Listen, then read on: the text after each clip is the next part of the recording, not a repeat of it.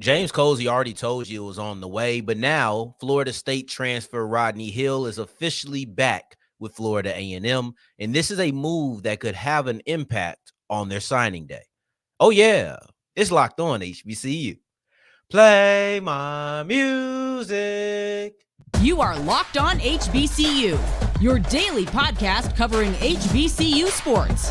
Part of the Locked On Podcast Network, your team every day.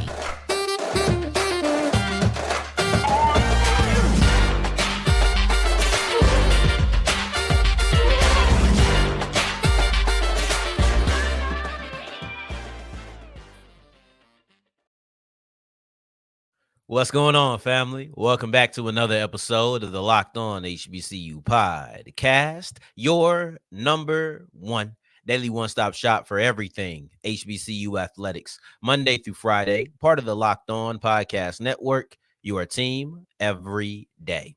And I, of course, am Darian Gray, a.k.a. the Mouth of the South, Texas Southern alum and former TSU Herald Sports editor and current contributing writer at USA Today's Saints Wire. Thank you for going on this journey with me, making Locked On HBCU your first listen of the day every day. And remember, just because the mic cuts off does not mean that the journey is over. It just means it's time to follow me on Twitter at South Exclusives. Starts with an S and ends with an S. Today's episode brought to you by FanDuel. Go to FanDuel.com/locked on to make every moment more. And if you're new to FanDuel, then you'll get $150 back in bonus bets anytime you put down a $5 bet, win or lose. We'll wrap up today's episode of Locked On HBCU with a look at Clark Atlanta men's basketball team because they are on fire. Prior to that, Texas Southern just had a big-time victory over Alabama State. And what was the difference in a 1-point game? However, prior to any of this, we'll look at Rodney Hill, who is officially back in the fold for Florida A&M. If you're an everydayer, on Monday, you heard us discuss this. This was something that we did talk about because I said James Colsey, the new FAMU head coach, his first big task, the first thing that I'm not going to say he needs to accomplish because he's kind of starting behind the 8 ball, but the first thing that he really has to take care of is the National Signing Day. And when I say he doesn't need to accomplish, I mean as far as have a great recruiting class. Obviously, you need to do it, but as an accomplishment, I view that as a success, as a high mark, right? I don't know if he'll be able to do that because he got hired a week before signing day, a week and a half before signing day. But I do believe that getting a guy like Rodney Hill back in the fold is something that could really have implications on signing day. Let me tell you why, because I don't believe that just simply saying that, hey, what James Colsey said was going to happen is official. I don't believe that saying that Rodney Hill is back with FAMU is a big enough story by itself, because we kind of covered that on Monday. Not all the way, but one thing I did say is when Colsey says that Hill is back in the fold, this cannot mean that I'm talking to Hill again. I'm trying to get in communication, or I am in communication and trying to get him back to the Rattlers. It can't mean that. It cannot mean that he is considering FAMU. It has to mean that he is back with FAMU. And that happened. And I think that was common sense, right? Once he said what he said, it was pretty clear that it was only a matter of time. However, one thing that I did appreciate, one thing that I did like, is that it happened on Wednesday evening, Wednesday night. So now that's a full week before National Signing Day. The reason that's important to me is because it's a sign to other recruits that FAMU is stabilizing. And I know this can't be stressed enough. I know I've said it before, but this cannot be stressed enough. When you go through what FAMU went through right before signing day, we're talking about a month before signing day, just a little bit more. Willie Simmons leaves, and he leaves FAMU, so now they don't have a head coach. And that's when the indecisiveness starts. And I understand that they don't get a coach in extremely quickly. And when you're bumping up against signing day, that does have an impact on your ability to recruit. It leads to recruits dropping out. It leads to some people entering the transfer portal. It leads to people having a lack of confidence because of your lack of stability. That's what happens. But when you get somebody like Rodney Hill, who is a big time recruit for you in January, that had a lot of people excited, when you have him come in, now other recruits are saying, okay, if somebody of Hill's stature is saying we can go, then we can too. I'm not saying that these people are simple or they're being manipulated, or it's just people attract to stability. They want to feel like they're walking into a good situation. That's why it's difficult for programs that aren't good to build up, because there's no semblance of you being good, right? There's nothing that says we can have faith that we will progress here. But when you have Rodney Hill, somebody like that, it's like, oh, okay, he believes, so it's easier for me to now believe. That's what this is all about. And I like it. I think that it could go a long way for influencing some recruits. It's not going to be the thing that takes FAMU from, let's just throw numbers out there, from 8-1 as far as recruiting class rankings go. It's not going to be that. It's not going to be that, but it can influence you on a smaller degree. Maybe it goes from 8-6, right? And I'm just throwing numbers out there. I'm not saying I have the eighth best recruiting class in the SWAC or anything like that. I'm just legit throwing numbers out there on a hypothetical standard. Now, one may wonder, does Hill leaving FAMU and then coming back kind of make his return lose its luster? And to me, it doesn't, because he's still the same player that you were excited about, and he left due to instability. It was nothing else. And not only that, he was still sought after. Let's go through the progression of Rodney Hill as far as entering the transfer portal. So he was with Florida State last year. He was with Florida State, the team that should have been in the college football playoffs, if you ask me. He was a part of that. And when he left to FAMU, you heard FAMU fans get excited, but you heard a lot of Florida State fans, or a couple of loud Florida State fans, I won't say a lot, but a couple of loud Florida State fans expressed a lot of displeasure for his departure. Now, I don't know if that has to do with FAMU being the place that he was going. It very well could be. However, you don't even express that displeasure if it's not about a guy that you like. So it very well could be you went to FAMU, but it's Hill still, right? If some guy who was just some Rudy Poo went to FAMU, trust me, those Florida State fans would not have came out and said what they said about Hill, about some scrub player. Anyway, so Florida State fans felt a certain kind of way about his departure. You look at FAMU fans who are excited. Then you look at when he leaves, he goes and commits to Miami. He was a preferred walk-on. He wasn't a scholarship player, but still, he was coming on to Miami. So now you have just a lot of excitement. He's bouncing around the state. Clearly, he wants to stay within Florida. But when you look at where Rodney Hill has been, it's clear that he is a player that does hold value. So his departure and then return to FAMU should not take off a little bit of the luster, right? This should still be a big move. This should still be a move that you're very excited about. So I wanted to go ahead and line that up, because I do believe that this is a big deal and we should revisit. It's more than just him being back in the fold. It's about what he can do for other people. He can recruit other guys. Also, very quick note, shout out to Coach Smith, Ryan Smith. He is now gone. He has decided to leave FAMU. I think he's going to go to Murray State. Murray State still doesn't have a defensive coordinator. It was once reported that he was going to be their DC. Then it was like, oh, no, he's not. Then we seen him on the list that was leaked about potential head coaching candidates, and now he's leaving FAMU. This just tells me he was staying in case he could get the head coaching job. If not, he was going to move on. And that moving on, to me, if I had to guess, it'll probably be Murray State, because I don't think that just came out of nowhere. So shout out Smitty Rock. Shout out Coach Smith. Congratulations on everything you've done at FAMU. Good luck wherever you end up, whether it's Murray State or elsewhere. So I just wanted to highlight that while we were still talking about the Rattlers. But let's move forward and look at Texas Southern, because we ain't talking about football anymore. We're looking at basketball. And this is what TSU does well. And they were able to edge Alabama State in a very close contest. But what was the difference maker in a one-point game? We'll answer that question and break it down as we continue with Locked On HBCU.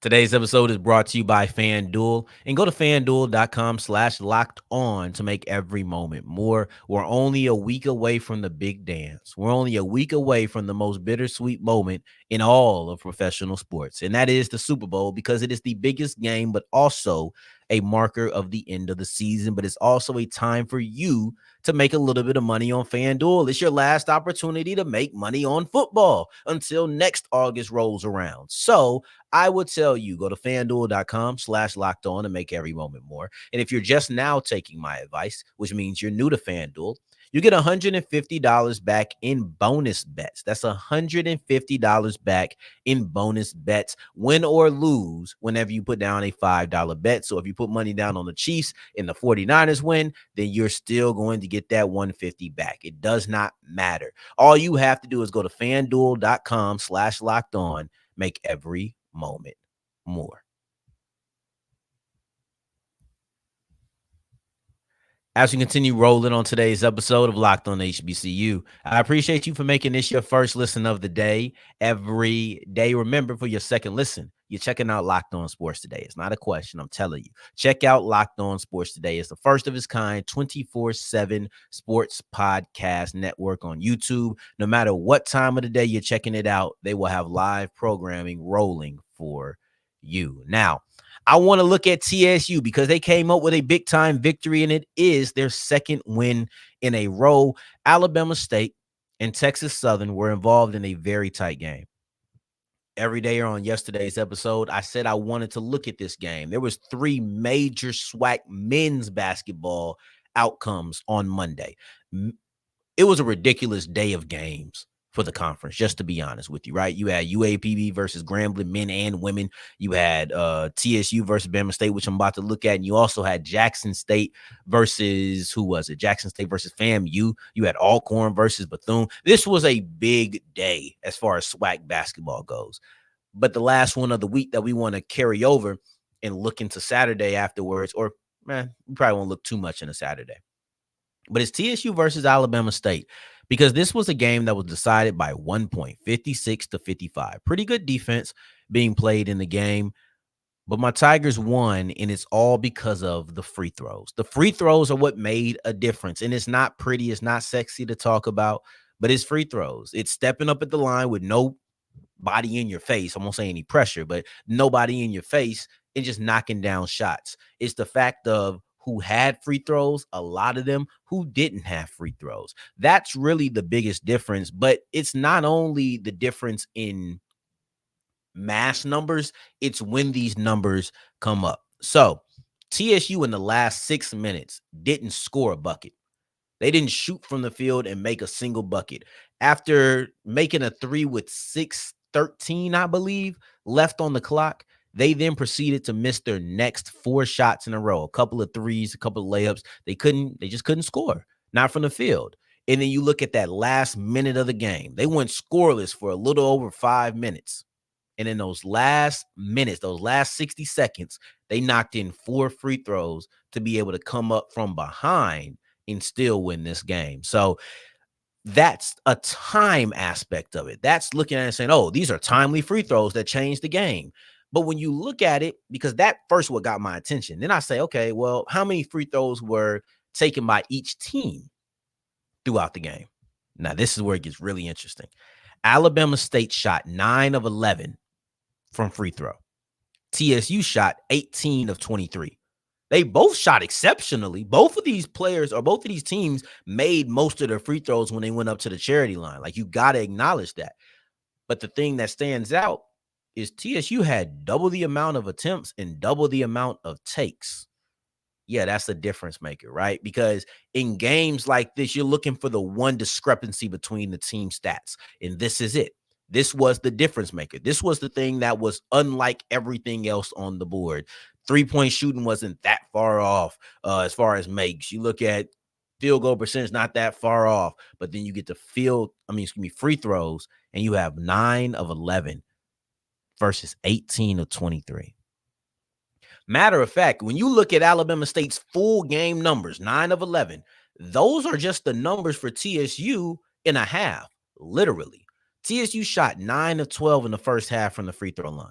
They shot 9 of 11 in the second half. They continuously got to the stripe, and they continuously made their stripes. Made their free throws, excuse me.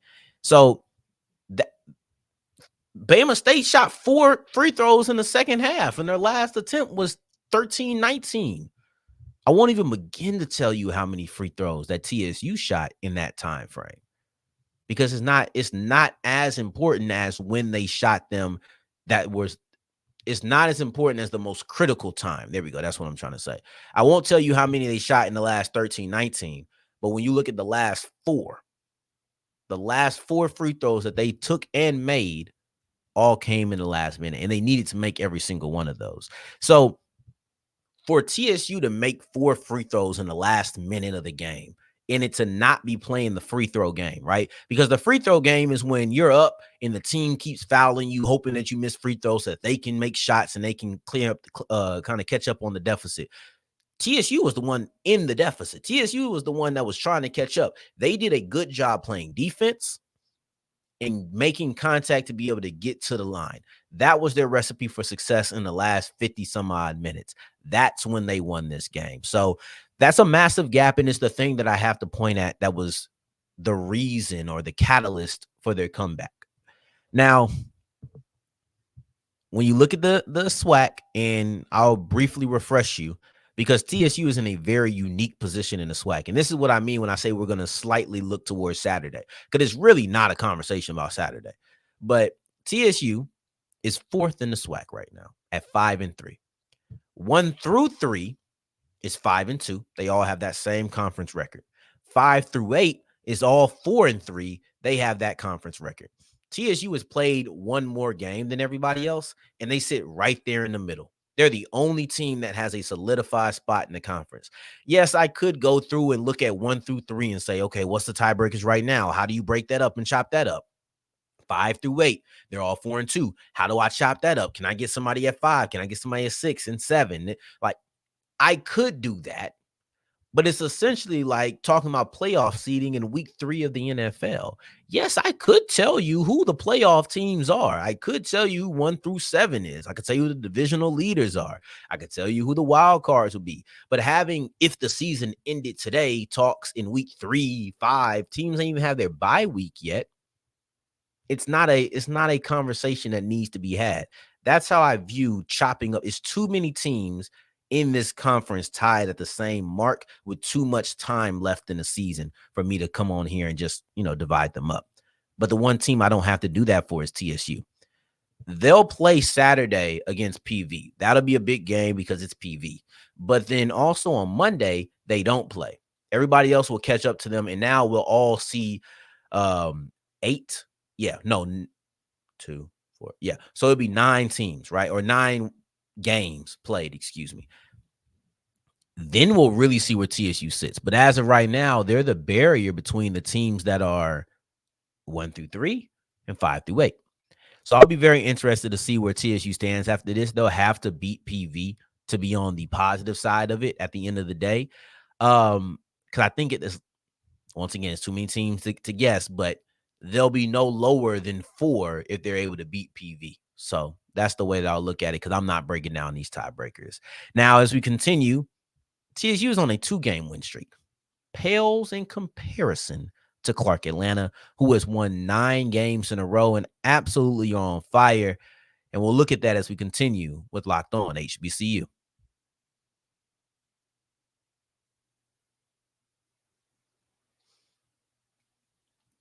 As we're wrapping up today's episode of Locked On HBCU, I appreciate you for making this your first listen of the day, every day, making it all the way to segment 3. And I thank you 2 times for that. Thank you.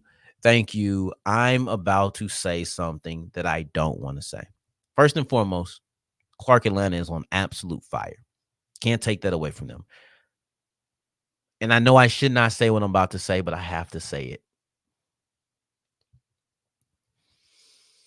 Clark Atlanta is the hottest team in the SIAC. All right, y'all. I'm going to tell you right now. The reason I didn't want to say it, I didn't want to say it. I had to walk off. I felt like I just sent a risky text. The reason I didn't want to say it is because I know what my history is. I've had the kiss of death since I've started being on here. I finally understood the announcer jinx when something is too obvious not to say, but you're very superstitious. Come on now. These are reasons I don't want to say it. But if you're Clark, just know if I did give you the kiss of death, it's only temporary. It's only temporary. But Clark Atlanta is the hottest team in this conference right now, and it shouldn't be up for a debate. It should not be up for a debate. They have won 9 games in a row. I think they're all in conference games. Maybe one isn't, but they won 9 games in a row. Benedict College is at the top of the conference with 11 wins. They've won 9 in a row out there at Clark, right? Let's go through it because Benedict College is at the top of the conference. And, technically I should just say the East, but the East is where all the heavy hitters are. The 3 top teams, as far as record goes, are all in the East. So at the top of the conference, it's sufficient. Let's look at where each one of them stand, right? Because Benedict College is at 11-2, and they stand in first place. Morehouse, 11-3, they're second place. Clark, 10-3, they're in third place. And I know that I just named them at 3, but there's no one hotter. Matter of fact, along this 9-game win streak, Clark's knocked off Benedict College. Clark's knocked off the house. Like, we got to look at these things. They've been on fire for a month. For a month, they've been on absolute fire, and anybody who has come up against them has failed. Now, you want to see why Bethune-Cookman. What? Wrong BC, right? You want to see why Benedict College is in first place by half a game. That's because Clark knocked off Morehouse, and that was their last loss. If Clark would have failed, or if Morehouse would have defeated Clark, you're looking at Morehouse being 12-2 and being half a game ahead of Benedict College. But instead, they're a half game behind. And Clark is only a half game behind Morehouse. If Clark wins their next game, or they continue to be on this streak and they just keep winning, and eventually Morehouse has the break the same way I discussed with Texas Southern in the last segment, once that happens, then you'll see Clark Atlanta be in second place, or maybe Benedict College falls at one point, and now Clark Atlanta is in first place because they've knocked off the 2 top teams. Clark Atlanta is on a 9-game win streak, and they've knocked off the 2 top teams record-wise in the conference. Tell me who could be hotter. Tell me who you would even say. This is a fact. Like, this is a fact that Clark Atlanta is the hottest team in that conference. And I bring back a quote that Clark's coach said. Coach Jordan said after beating Benedict College, quote, talking about his own team, "That team tonight was the team that started off 6-0. If we continue to guard like we did tonight, we will have an amazing second half of the season. And if they continue to win the way that they've been winning, this will be the quote that we will all go back to and say, that was the turning point."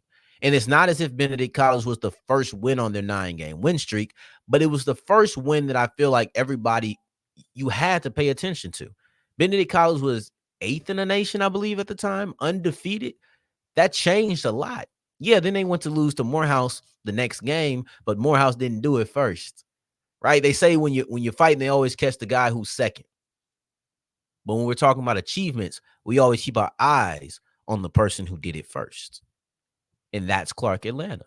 This is the hottest team, and we have to acknowledge it. Second best offense. I know he wanted to highlight the defense, but they're the second best offense in this conference, and they've been on absolute fire. I hope I didn't give them the kiss of death. I'm hoping that I said it so much that I jinxed the jinx. We'll see. But I appreciate you for making this your first listen of the day every day. That was super obnoxious. That was a super obnoxious drink of water, but it's okay. That's how we finish off the week. Stay hydrated through the weekend. We'll be back to recap the Invesco QQQ Classic between Grambling and Jackson State, at least because of the ramifications that it has in the SWAC, and maybe also Hampton versus Howard. But we'll definitely look at the first of the 2 games at that Classic. And I appreciate you for making this your first listen of the day every day. We starting off the month strong. I'm really enjoying these pair of shows that we just put out. I know this one isn't out yet as I'm saying it, but I'm enjoying it as I'm doing it.